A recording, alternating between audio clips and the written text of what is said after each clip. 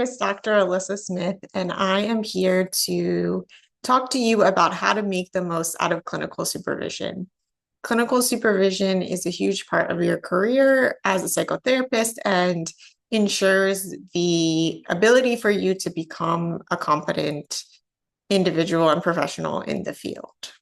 So here are some tips and considerations for you as a supervisee.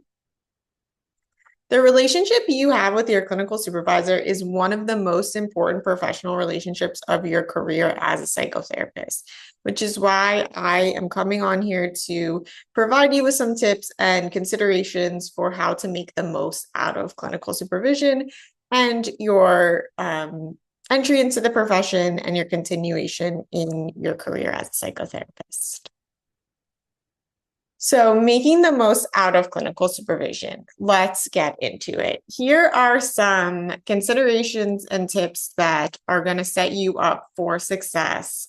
These tips are things that I have taken from the literature, from research, and also my personal experience as a supervisee, as a supervisee in supervision of supervision, and as an approved clinical supervisor and registered play therapist supervisor with a variety of experience. So the first thing to think about in terms of your responsibilities as a supervisee is that you are responsible and motivated and that you show that to your supervisor. So what does this look like? This looks like being on time, consistently being prepared and on time for the meetings that you have that are scheduled on a weekly basis.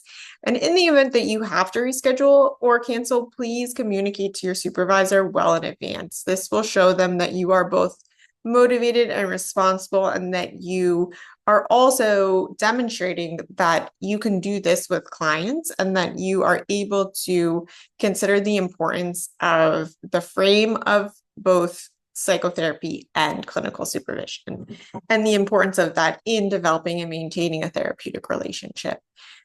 The second thing you want to think about is what clinical issues you want to bring to the supervision meetings you have. So be prepared with questions and take some time to reflect on the week and think about what you need help with. What clinical issues came up? What were you thinking and feeling during session? What is in the back of your mind or things that you need help and support with? And also, if your supervisor makes recommendations or you both agree and collaborate on some kind of material, such as recording or some kind of assignment, that you bring that to supervision and you're prepared for the next supervision with that in hand and ready to go. The third thing is that you set realistic expectations for yourself. First and foremost, as supervisors, we know that supervision can be an anxiety-provoking experience. It's important to remember that we were once supervisees and that we were once beginning clinicians and that we have no expectation for you to be perfect and or flawless, and that there really is no such thing as a flawless psychotherapist. So it's important to note that we consider, especially if you're in the beginning of your career as a clinician, that we know that you're just starting and we're going to evaluate and support you with that in mind. And knowing that you don't have to be perfect or flawless, and in fact, that is suspect, because as psychotherapists, one of the beautiful things about our career is that we're always learning. It's an ongoing journey, and no therapist is ever flawless. And if they are, that's suspect. So you just have to be good enough, and that if you show up and you care and you bring your presence and your empathy to the work you're doing with your clients or patients, that is what counts, and that is really what matters. The next thing to think about is being proactive in your learning process. So understand where you need to learn more and ask your supervisor for recommendations for reading and research. So supervision happens weekly, but there is so much time outside of supervision where you can be proactive in learning and supporting your growth as a clinician.